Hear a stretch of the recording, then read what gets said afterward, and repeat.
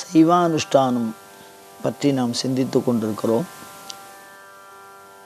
அந்த பகுதியில் அஸ்திர சந்தியா உபாசனம் பார்த்துட்டு இருக்கோம். அதில் இன்றைக்கி நாம் சிந்திக்க இருக்கிறது தர்ப்பணம் அப்படின்னு ஒரு செயல். அதுக்கு மந்திரம் ஓம் அஸ்திராய ஸ்வாஹா. என்ன பண்ணணும், இந்த என்ன செயல் பண்ணுறோம் அப்படின்னா ஓம் அஸ்திராய ஸ்வாஹா அப்படின்னு சொல்லி ஜலத்தை உதிர்நீனால் கை விரல் நுனி வழியாக கீழே விடுறது. அது ஒரு தடவை பண்ணணும்னு சொல்லிட்டு நம்ம ஏற்கனவே அஸ்திர சந்தி உபாசனத்தில் 3 தடவை பண்ணுறதுக்கு ஒரு காரணம் சொன்னான். இப்போ நம்ம இந்த சைவானுஷ்டானமெல்லாம் ரிஷியால் சொல்லப்பட்டது, தேவர்களால் சொல்லப்பட்டது, சிவபெருமானால் சொல்லப்பட்டது. எல்லாமே சிவபெருமானுடைய ஆக்ஞியினால தான் சைவானுஷ்டானத்தை பொறுத்தவரைக்கும். அப்போ அங்கே ஒரு 3 தர்ப்பணம் தனியாக பண்ணுறது, அதுக்கப்புறம் இங்கே ஏன் ஒரு தர்ப்பணம் தனியாக பண்ணுறது? எல்லாத்தையும் ஒரே தெரியாக 4 தடவையாக அஸ்திராய ஸ்வாஹா அதே மந்திரம் தான் சொல்லியிருக்கா. அப்புறம் முதல்ல 3 தடவை தனியாக சொல்லிவிட்டு அதுக்கப்புறம் ஜெபம்லாம் முடிச்சுட்டு அதுக்கப்புறம் திருப்பி இந்த ஒரு அஸ்திராய ஸ்வாஹான்னு திருப்பி ஒரு மந்திரம் திருப்பி அதே தர்ப்பணம் பண்ணுங்கோ அப்படின்னு சொல்லியிருக்கா. தர்ப்பணங்கிறது உதிர்நீரான ஜலத்தை எடுத்து கீழ் நோக்கி விடுறது. மீண்டும் சொல்கிறேன், ஓம் அஸ்திராய ஸ்வாஹாங்கிற மந்திரம். இது எத்தனை தடவை? ஒரு தடவை. இந்த ஒரு தடவைன்னு ஏன் சொல்லணும் அப்படின்னா, இந்த தர்ப்பணத்துக்கு குல தர்ப்பணம்னு பேர். சாஸ்திர நுட்பங்கள் சைவானுஷ்டானம் சார்ந்து அஸ்திர சந்தி உபாசனத்திலே 2வதாக சொல்லப்படுகிற இந்த தர்ப்பணத்துக்கு குல தர்ப்பணம்னு பேர் சொல்கிறோம். இந்த தர்ப்பணம் பண்ணுறதுனால என்ன ஆகும் அப்படின்னா, அது 3 இது 1 3ஆக போகும்.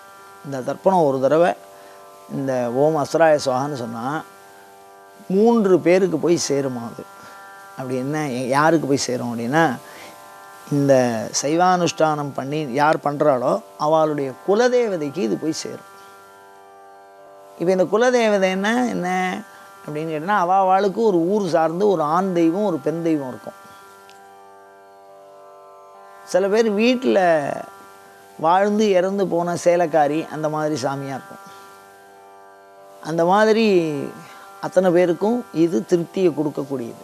அதனால தான் இது பேர் குல தர்ப்பணம்னு பேர். யார் இந்த சைவானுஷ்டானத்தை பண்ணுறாளோ அவள் தினசரியே குலதெய்வத்தை வணங்கின பலன் அவளுக்கு வரும்.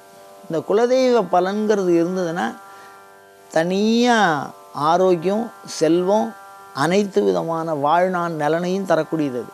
அதனால் இந்த தர்ப்பணத்தின் வழியாக அந்த குலதேவதையை சந்தோஷப்படுத்தி அது மூலியமாக பல நன்மைகளை தருவதற்கு இந்த சைவானுஷ்டான விதியானது வழிவகை செய்கிறது.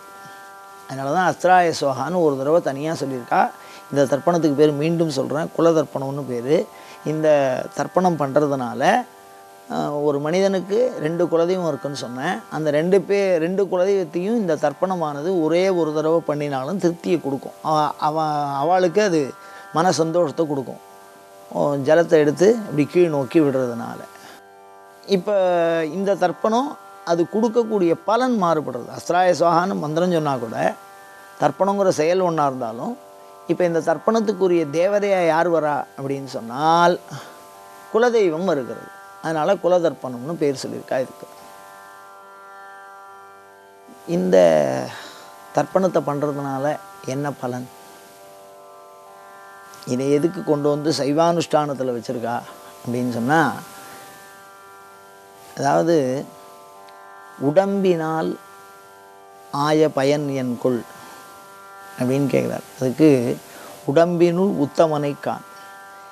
எந்த ஒரு சாஸ்திரம் நம்ம பின்பற்றணுன்னாலும் இந்த சரீர ஆரோக்கியம் இருந்தால் தான் பின்பற்ற முடியும். இந்த சரீரத்துக்கு உள்ளே இருக்கக்கூடிய மனசு கலங்காமல் இருந்தால் தான் பின்பற்ற முடியும். அது உள்ள நாம் சிந்திக்கக்கூடிய அறிவு தெளிவாக இருந்தால் தான் இந்த அனுஷ்டானம் இப்படி பண்ணணுங்கிற அந்த அறிவு வரும். அது உள்ளே இருக்கக்கூடிய ஆன்மா கர்மாவை சார்ந்து இருந்தால் தான் தீர்காயுசாக அது இருக்கும். இப்போ இது எல்லாம் நமக்கு இருந்தால் தான் இந்த அனுஷ்டானத்தையே நம்மளால் பண்ண முடியும். அப்போ சைவானுஷ்டானம் பண்ணுறதுக்கு என்ன வேணும்? உடல் ஆரோக்கியம் வேணும். 2வது மன தெளிவு வேணும், எந்த விதமான குழப்பமும் இல்லாமல் இருக்கணும். அதே மாதிரி அறிவு தெளிவு வேணும். இந்த செயலுக்கு அப்புறம் இது, இந்த செயலுக்கு அப்புறம் இது, இது இதுக்காக பண்ணுறோம் அப்படிங்கிறது தெளிவாக அந்த அறிவு தெளிவு வேணும். அது மாதிரி ஆன்மா உடம்புக்குள்ளே தான் தர்ப்பணமே பண்ண முடியும். அதனால் அந்த ஆன்மா வந்து அந்த கர்ம பலன், நல்ல கர்ம பலனை பெற்றதாக இருக்க வேண்டும். அப்படிங்கிற இந்த 4 வகை விஷயத்தையும் இந்த ஒரு தர்ப்பணம், ஓம் அஸ்திராய ஸ்வாகான்னு சொல்லக்கூடிய இந்த ஒரு தர்ப்பணம் நமக்கு பெற்றுத்தரும். யார் வந்து சைவ அனுஷ்டான விதியை கற்றுண்டு அஸ்திரசந்தி உபாசனத்தில் ஓம் அஸ்திராய ஸ்வாகான்னு சொல்லி இந்த தர்ப்பணத்தை பண்ணுறாளோ அவளுக்கு சரீர ஆரோக்கியம், மன அமைதி, அறிவு தெளிவு, தீர்க்க ஆயுசு, இதுக்காக இதை ஏற்பாடு பண்ணியிருக்கா. இந்த வகையில் வச்சு அவ்வளோது காரணக்காரிய அடிப்படையில் அந்த சைவானுஷ்டானத்தை சொல்லி வச்சுருக்கா. எனக்கு இந்த சைவானுஷ்டான விதியை சிந்திக்கிற பொழுது ஒரு செவி வழி செய்தி தான் ஞாபகத்துக்கு வருது. பழைய காலத்தில் வணிகர்கள் அது ஒரு இனமாகவே இருந்தாங்க. கடல் தாண்டி போய் வியாபாரம் பண்ணுவாங்கலாம். திரைக்கடல் ஓடியும் திரவியும் தேடும். பக்கத்தில் 2 வணிகர்கள் இருந்தார். அதில் ஒரு வணிகர் வந்து ரொம்ப சிரத்தையாக சாமி மேலே நம்பிக்கையோடு இருப்பார். அவர் அனுஷ்டானம்லாம் பண்ணுவார், சைவ அனுஷ்டானம் கரெக்டாக பண்ணுவார். இன்னொரு வணிகர் இருந்தார், நம்ம உழைச்சா தான் நம்ம காசு, சாமியெல்லாம் ஒன்றும் செய்ய போகிறதில்ல. ஆனால் அவர் உழைப்பார். அந்த வணிகருக்கு உண்டான செயல்பாடு எல்லாத்துலையும் ஈடுபடுவார். இந்த எக்ஸ்ட்ரா இந்த விஷயங்கள்லாம் நான் பண்ணுறதில்ல அப்படின்னு. இவங்க 2 பேரும் ரொம்ப க்ளோஸ், பக்கத்தில் 2 வணிகர்கள். அந்த காலத்தில் திரைக்கடலோடையும் திரவியம் தேடுன்னு சொல்கிறதுனால கடல் கடந்து போய் வியாபாரம் பண்ணுவான். இவன் 2 பேருமே ஏதோ ஒரு சந்தர்ப்பத்தில் ஒன்றா சேர்ந்து ஒரு வியாபாரம் பண்ணுறதுக்கு போகிறா. இப்போ என்ன ஆச்சுன்னா, சைவானுஷ்டானம் பண்ணுறவாலும் போகிறா, சைவானுஷ்டானம் பண்ணாத ஒரு வணிகரும் போகிறா. 2 பேருமே ரொம்ப ஃப்ரெண்டு. 2 பேருமே ஒரே இடத்துல தான் வியாபாரம் பண்ண போகிறா. திடீர்னு ஒரு புயல் கடலில் அடிச்சு. என்னாச்சு அப்படின்னா, எல்லாம் போச்சு. இந்த காலம் எவ்வளோ பெரிய கஷ்டம் பாருங்க. எல்லாம் போச்சு, கப்பல் உடஞ்சி போச்சு. உயிர் தப்பி பழிச்சு வந்தால் போகிறோம் அப்படிங்கிற மாதிரி வந்துட்டு. அதில் இந்த சைவானுஷ்டானம் பண்ணினவருக்கும் பண்ணாத அவரும் அதில் போயிட்டு இருக்காளே, அவன் 2 பேருக்கும் ஒரு கட்டு மதம் தான் கிடச்சிது. அதை உடஞ்சி போன அந்த இதை பிடிச்சிட்டு அதை பிடிச்சின்னு எப்படியோ நீச்சல் அடித்து 2 பேரும் வெவ்வேறு திசையில், புயல் அடித்ததுனால எங்கே போகிறோன்னு தெரியாமல் அப்படியே திசை மாறி சென்று விட்டார்கள். இதில் என்ன ஒரு விஷயம் சிந்திக்க வேண்டியதாக இருக்குன்னா, இந்த அனுஷ்டானம் பண்ணாமல் போனவர் ஒரு காட்டுவாசிக்குள்ளே, ஒரு காட்டுக்குள்ளே போய் மாட்டின்ட்டார். கரை ஏறும்போது அங்கே காட்டுவாசிகள் ஆளை பிடிச்சி வெட்டுறவா. அப்படியே தப்பி பிடிச்சி, ஐயோ அங்கே போய் புயலில் மாட்டினோம், இங்கே வந்து காட்டுவாசிகள்கிட்ட மாட்டிட்டோம் அப்படின்னு நினச்சின்னு தப்பிச்சு பிடிச்சி எப்படியோ ஓடி வந்து ஊர் வந்து சேர்ந்தார் எல்லாம் போக. ஆனால் இந்த அனுஷ்டானம் பண்ணவர் இருக்கார் இல்லையோ, அவர் போய் ஒரு கோயில் கரையில் ஒதுங்கினார். இப்போ இந்த கோயில் கரையில் ஒதுங்கினோன்னா அங்கே இருக்கிறவா பார்த்துட்டு, ஐயோ பாவம் யாரோ இந்த மாதிரி ரொம்ப சிரமப்பட்டு வந்திருக்கார், எதுக்கு வந்தேல், எங்கே வந்தேல், புயல் இந்த மாதிரி ஆகிடுது, அதெல்லாம் ஒன்றும் கவலைப்படாதேல், உங்களுக்கு சுவாமி அனுகிரகம் பண்ணும் அப்படின்னு சொல்லி அந்த கோயிலே அவருக்கு ஒரு பணி கொடுத்து, அவர் அதுக்கப்புறம் அந்த சம்பளத்தையும் எடுத்து அது மூலிமா பல நன்மைகளை சம்பாதிச்சுட்டு மீண்டும் ஊர் வந்து சேர்றார். இதான் 2 பேருக்கும் உண்டான வித்தியாசம். இப்போ இந்த சின்ன ஒரு சம்பவம், அந்த பாதுகாப்பு பாருங்க.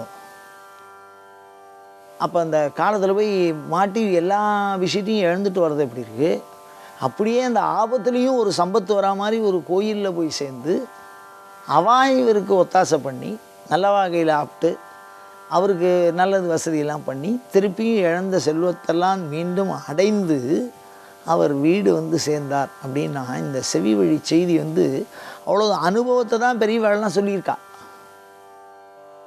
அப்போ சைவானுஷ்டானம் அப்படிங்கிறது அவ்வளவு உயர்ந்த பாதுகாப்பு, அவ்வளவு ஒரு நன்மை அதில் இருக்குது. அதனால தான் சில இந்த சத்யநாராயண விரதம்லாம் இருக்கும்போது சில உண்மை சம்பவங்களை அப்படியே அதில் கதைகளாக வச்சுருப்பா. அந்த கதையை வேற படிக்கணும்னு வேற சொல்லுவாள் அந்த விரதம் இருக்கும்போது. ஏன் இதை சொல்லுகிறார்கள் அப்படின்னா, அனுபவம், அந்த அனுபவம் வரணும். அந்த அனுபவத்தை குறித்து பயணிப்பது தான் இந்த சைவானுஷ்டான விதி. ஆனாலும் 24 நிமிடமே நான் மீண்டும் மீண்டும் இந்த வார்த்தையை சொல்லுகிறேன். சிவன் மீது அன்பு கொண்டவர்கள் அனைவரும் இந்த சைவானுஷ்டான விதியை பின்பற்றலாம். 24 நிமிடங்கள் மட்டுமே இதற்காக நாம் ஒதுக்க வேண்டிய நேரம். குறைந்தபட்சம் ஒரு 40 முதல் 50 வார்த்தைகள், ஒரு சில செயல்பாடுகள் உங்கள் மனதை, உங்கள் உடலை, உங்கள் அறிவை, உங்கள் எண்ணத்தை, உங்கள் ஆன்மாவை தூய்மைப்படுத்துகிற, செம்மைப்படுத்துகிற, இந்த உலகத்திற்கு உங்களை வெளிப்படுத்துகிற செயல் இந்த சைவானுஷ்டானம். நாம் நமக்காக செலவிடுகிற நேரமாக அந்த சிவ அனுபவத்தை பெற முயல்வோமாக. இது போன்ற தொடர்ந்த சிவ சிந்தனைகளை தூண்டுகிற வினாக்களை எப்பொழுதும் உங்களிடமிருந்து எதிர்பார்த்தவனாய், அயம் தர்மஹா உத்தரோத்தராபிவிருத்திரஸ்து.